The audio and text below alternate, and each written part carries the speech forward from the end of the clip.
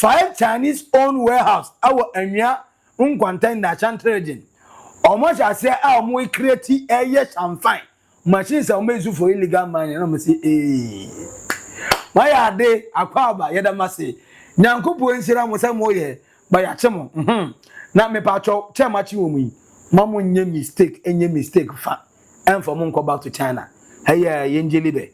Mama JMO say, oh, say, Niwa. Mama JMO say, oh, say, oh, say, yeah.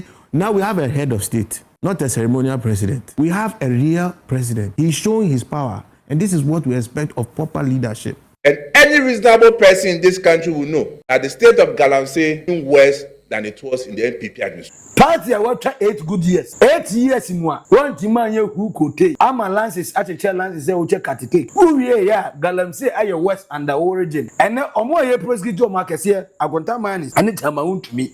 I am number 1 on the A4 paper. Who say galamsey who says fire. So a jalugusu aircoso.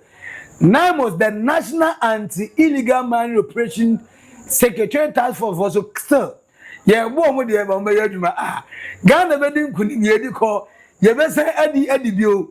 Now Ogo Pemu ever winneba. There's a Cape Coast in the central region there. And so do my bracha papa. A man for more winneba from Cape Coast Abra say a man for the Sacha water and then we are no. Winneba for so the Omodia Bas yay. John Dramani Mahama, His Excellency. John Dramani Mahama, a president, a patrol. One man, more you. Galamsey Adauruma, and then so I am brown. I am team Pampa, team Milo. Ye no so enye ye the pan no boss so enye ye. Ye pe so kodware enye ye. Ye pe de be no aduane enye ye. Je ba no so enye ye. And they say enye den. Galamsey is say musim utu ase. Identity central region whenever. Young one that see any resource into your patrol, His Excellency John Dramani Mahama Biadruno, Mayamwa. The issues of water has become a threat in the life of the people of Winneba, especially these very jurisdictions where I live. Some of us have to resort into going to fetch water from the sea, I mean the salt water. And of course I did. But what I was taught when I was in basic school, water is colorless. But this very time, water has become something different, especially in the morning. When you go to fetch water, it will marvel you to see the color of water being yellowish, containing some particles. Such that even if you wash with a cloth that is white, you end up staining it. So much afraid. So I'm not going to wash here. I'll take it home and wash. Because if I do, that will end its lifespan. So I'm not going to wash it here. So where are you going to wash it? Where are you coming from? I'm from water region. So when I get home, as long as I'll be here, so I'll put it. When I get home, anytime I wash.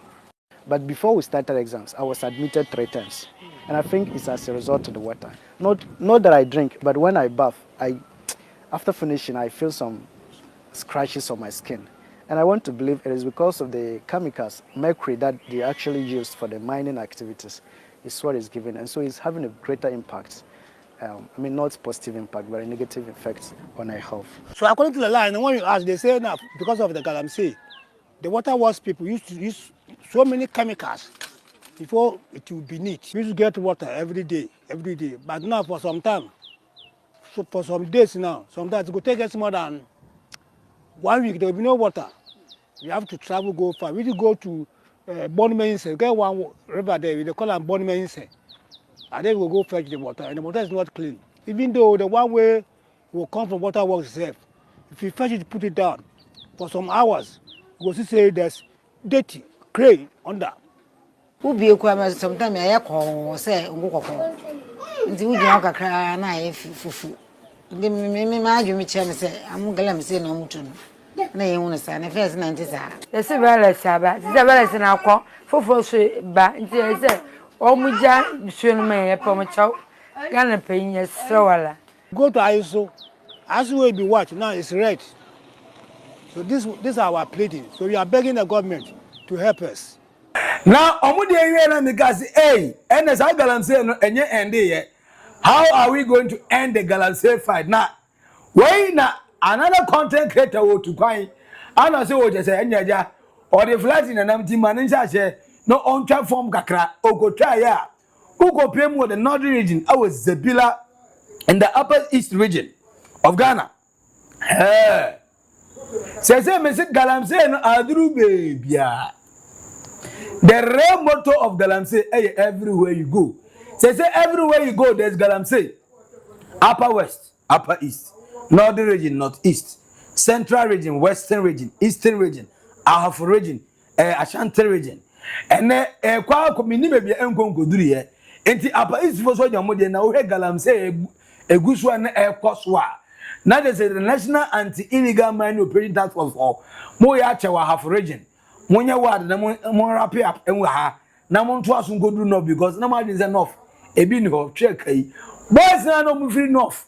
The northern region of Ghana, the three northern region rather, because from upper west, upper east, and the northern region properly, and no naba.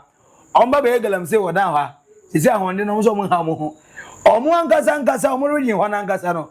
Omon se go the Pimo in hair. Or my first, or my head about Nimo Tiniho, Anglo Ghana Niho, big companies granny ho. Today I can money go to good Nafa. And to Omania Brigidi. Now, according to the deputy ranking member, Edema Lands and Natural Resources Committee, Akwesi Kunabi said, fight against Galamsey. What is happening right now is that we are sitting on an ecological time bomb. Or see, maybe I do not say the year, you know, forest in Yanni Tragui. And from my papa, and we're here, me. One can say a pebble baba. A pebble ba wiamushi no say nnuano ho nnuano ema oxygen in essence of yen heat na ye home edible out no na adi sa carbon dioxide na go nnuano na nnuano sa refining na come back as that my as an oxygen ye breathe enti first na Galamsey no so no na say do hamatana breathe in breathe out so na a simple nice come and then be a mistake na nu friend is saying Hamatan ko ye breathe in breathe out. Obeto wo samia, obeto so ne kakanka. Osi de ekoso nyina se nwe ye 20 na tu agu. Enwe ya kaka kuma bi nipa so e wo kro nu mu na na se Ghana man mu. Ye do so che nwe na aka. Enti 1:1 enye adwuma, 1:10 ko enye adwuma. Enti dodo ye e ba ba humi. Heat ye e be bai. Enne ye hwe radiation na akoso a. Ama na ye weather na kura na asesa.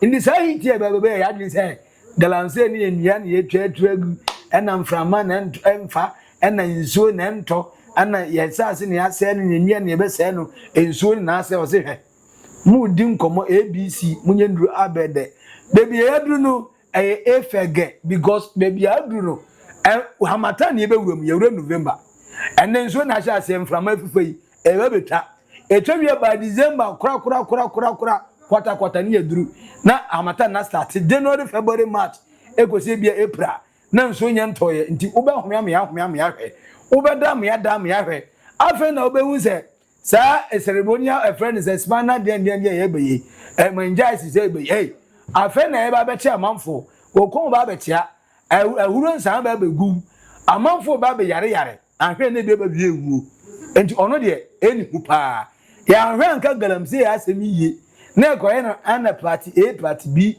na ekoye se na yewe na ya solving once and for all ametu antwa ye ba bebre illegal mining activities in this country, and therefore if any person of that nature is found to be culpable of that, he wouldn't mind making sure that that person loses that person's seat. But Evans, you see, what is happening currently is that we are at an ecological time bomb. We are sitting on an ecological time bomb. When our forest resources are going, almost everything, plants, native plants, animals, and all of these things are going, aside our river bodies and the rest. But the action or the events of our last is nothing more short of people trying as much as possible to relay what they promised whilst in opposition, but presuming or pretending at that point in time, wanting to care about the environment. Now, can I say the Lands and Natural Resources Minister, Nanyo Reba say, and untimi en create en fabricate a friend is a chamfan e Ghana. Untimi en import chamfan e Ghana. Untimi ga say oh ye vendor oton ade na de oton no e chamfan no. Untimi en ga say the chamfan ye adwuma bra oni license a e ma ho kwan say otimi ye adwuma. Na we under the Environmental Protection Agency EPA I'm the Lands and Natural Resources Minister, Honorable Yimano Kofi Amabui. And this information about in there, almost all money in the Munagas or Mokaino, or Magakwada, way you connected to now. Your company political talking according to way. We shall win and save Ghana. And you almost there. 5 Chinese owned warehouse, our Enya, Unquantan Nachan Trading. Almost I say, we create a yes, I'm fine. Machines are made for illegal mining. I'm say, why are they a quaba? Yadamasi. Nankupu and Sira Mosamoye by a chemo. Now me patcho, Chamachi, Mamu, nye mistake, and ye mistake, fat. And for Munko back to China. Hey, Yenjilibe. Yamon and face the consequence, our Ghana higher. Indeed. Nankupu on China for no way of my being so say, Ghana. Yes, no, Anya ye. Anya ye did word mama. The Environmental Protection Agency. EPA for say, aha, oh, okay. That is a more Mona Chairman for no. Mona just said, yes, Ghana for the moment yet, but I'm saying, I don't so they did the so ya. It is the same way I don't know. China for no, yes, one, yes, I'm a near there, you know, which I say, now, Papa, a friend, Senior Hossi. A member at the Ghana coalition against illegal mining. I say fight against galamsey. No, I'm impressed by the swiftness of the president action. I say John Dramani Mahama, my president, your president, our president. Pardon. Najuma fair, Nesanu fair. I come out say Kwanya Namus National Anti-Illegal Mining Operations Secretariat. 4 year Juma on France NDC MPP or any. And also we have campaign. Yachon kwa yacho. Yachi workers. Yachi China for yesizi the first excavators. Yane ya repele. Emrana ebaya. LI 2642. Ana Oko Forest Reserves. Yatimi ediko operate our forest at the galamsey for no. Nina no John Dramani Mamma Trim. And then pick out the road de ma 904 motors do the momo. And when you mobile blue water guard for then yes, so because in an insoya no boy. Until you John the money, Mamma, and a year or no openness of fossil. Or we know the two as say we now have a real president showing his power, not a ceremonial president. You know, a senior Hossi. Now, Papa just said, Nana go father day. Papa no is ceremonial president. Now the more Vananian who. Moma and Nado in home. Wasn't another nice on your head. Now is a Dana order, or near who teba, I say John Mahama, President Nankasaba, where there, Odim de and Odim de Sefata into all ye kama, Edema Ghana for into way and a near into fight against them said, we are going to Quadia. According to Senior Hossi says, what Mona, Galamsey no, create by 2026 near Solving Galamsey. JMO say, oh, say, Niwa, Moma JMO say, oh, say, oh, say, ye. Now we have a head of state, not a ceremonial president. We have a real president. He's showing his power, and this is what we expect of proper leadership. As for that man, I don't want to see, don't put him on his screen. It's not even worth your screen. You can write his statement, don't put his picture on your screen. We all vex. What is this? I'm so impressed by the swiftness of His Excellency the President. When you defy his men, who are at the forefront of the most important fight of this country, you are defying the directives of the commander-in-chief of this country. So I was waiting to see. After today, I would have been able to tell whether we have a president or we don't. And he has saved that office by his act. This is a form of leadership we've always been looking for. And I hope that this will not just be one flash in the pan, but this will actually be the pan itself. And everybody will realize that for galamsey, there's no tolerance for nonsense. When Boaz spoke, he told the people that the biggest man has sent you, so there's no big man to talk to you. The biggest man, His Excellency the President, has sent you. JM, I salute you. Today they make me happy, but this is just the beginning. Just don't do it like comedy. There's more to do. You have to sack that guy from your party. That guy must be moved from the party. So you should know that you are a party executive. You keep these miscreants moving around, denigrating the reputation of your party, and you keep it. Now, Senior Hossi and Lucy, Anna, the general secretary edema NPP Justin Frimpo Kodria say any reasonable person in this country will admit that the state of the galamsey is now even worse than it was under the MPP. As for the MPP, because we care so much about this country, our doors are always open. If President Mahama sees the need to reach out for a proper roundtable discussion on how to combat this menace once and for all, we will gladly welcome such an invitation. And I'm saying, hey, Ghana, yeah. MPP was also ending before you ready on my bomb. Gasani, he to what? Or say, yeah, so why do you move the house?